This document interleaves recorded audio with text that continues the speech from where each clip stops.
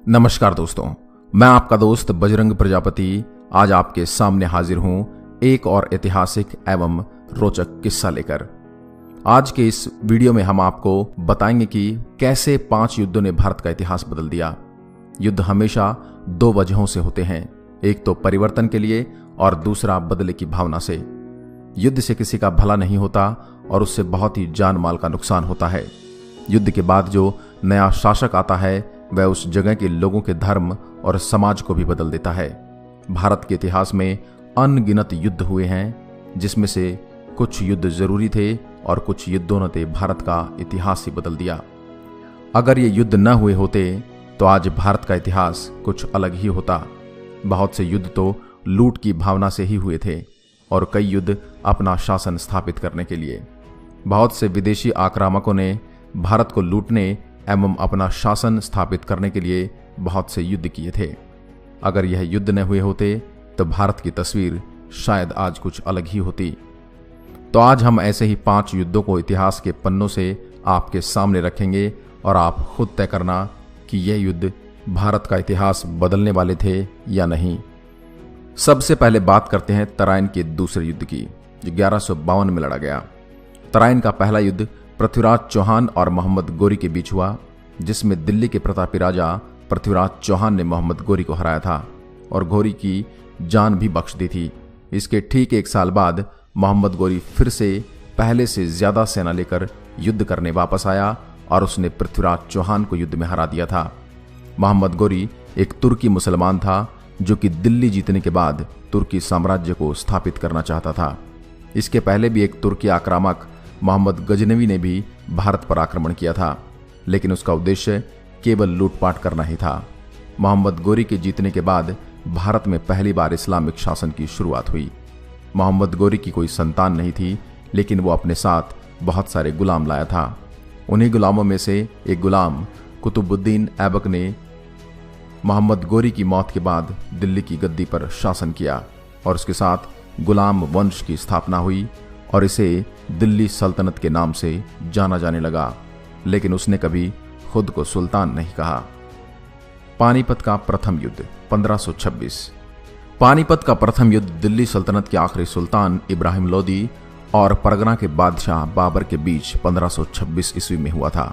इस युद्ध की वजह की छानबीन करें तो मालूम पड़ता कि इसकी वजह दिल्ली के पास राजस्थान के मेवाड़ के प्रतापी राजा राणा सांगा थे।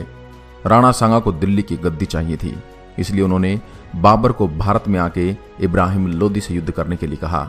इसके पीछे की वजह यह थी कि बाबर के साथ युद्ध के बाद लोदी की ताकत कम हो जाएगी और राणा सांगा उसके साथ युद्ध करके दिल्ली की गद्दी प्राप्त कर लेगा। लेकिन इसके विपरीत बाबर को दूसरे विदेशी आक्रामकों की तरह भारत पसंद आ गया और यहीं बसने का निर्णय ले लिया और इसी के साथ साथ भारत में मुगल काल की शुरुआत हो गई। और इसके बाद 1527 में एक लड़ाई में बाबर ने राणा सांगा को युद्ध में हरा के उनके आखिरी दुश्मन को भी खत्म कर दिया। पानीपत का प्रथम युद्ध इसलिए भारत के इतिहास के हिसाब से महत्वपूर्ण है क्योंकि इसी मुगल वंश ने भारत पे 300 वर्षों तक राज किया।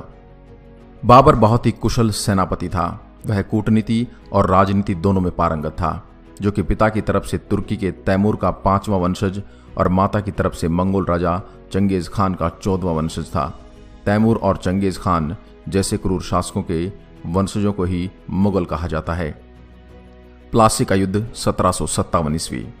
इस युद्ध से ही पहली बार अंग्रेज मराठों और जाटों की तरह मुगलों के बाद के शासकों के दावेदार बने। इस युद्ध से पहले अंग्रेजों को केवल एक विदेशी कंपनी माना गया। यह युद्ध 23 जून 1757 में बंगाल के नवाब सिराजुद्दौला और ब्रिटिश ईस्ट इंडिया कंपनी के बीच लड़ा गया था। युद्ध का मुख्य कारण नवाब की अनुमति के बिना कलकत्ता में अंग्रेजों द्वारा फोर्ट विलियम पर कब्जा और उनके शासन में बार बार दखल देना था। नवाब ने फोर्ट पर दोबारा कब्जा किया, तभी अंग्रेजों की मदद के लिए मद्रास प्रोविंस से ब्रिटिश कमांडर रॉबर्ट क्लाइव आया।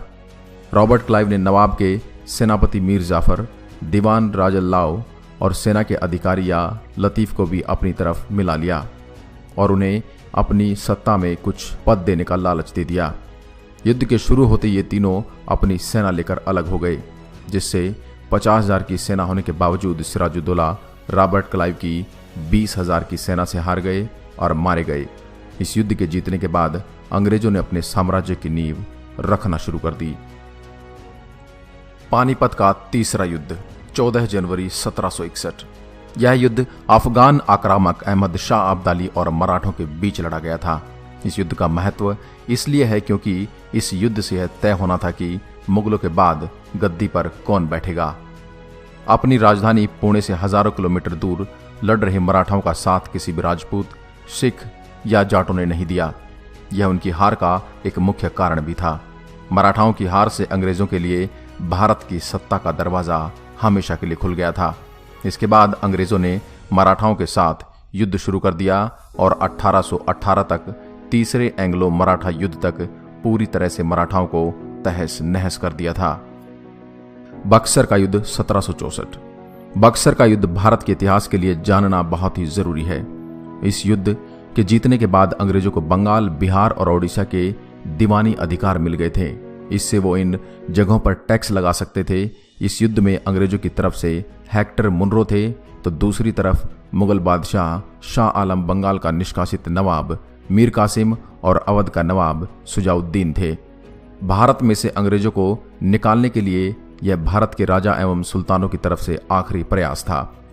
प्लासी के युद्ध में तो अंग्रेजों ने रिश्वत देकर लोगों को अपने पक्ष में कर लिया था, लेकिन इस युद्ध में अंग्रेजों ने अपने युद्ध कौशल और आधुनिक तकनीक की वजह से जीत हासिल की। इस युद्ध में जीत के बाद अपना शासन सन 1947 तक चलाया। तो दोस्तों, ये थे भारत के इतिहास को बदलने वाले 5 युद्ध। जो न हुए होते तो भारत का इतिहास और वर्तमान दोनों कुछ अलग ही होते। अगर आपको यह रोचक वीडियो पसंद आया है तो कमेंट बॉक्स में कमेंट करके जरूर बताएं। इसी के साथ में हम आज की वीडियो को विराम देते हैं। एक बार फिर आपसे मुलाकात होगी एक और ऐसे ही ऐतिहासिक एवं दिलचस्प किस्से के साथ। तब तक के लिए नमस्कार। जय हिंद, जय भारत।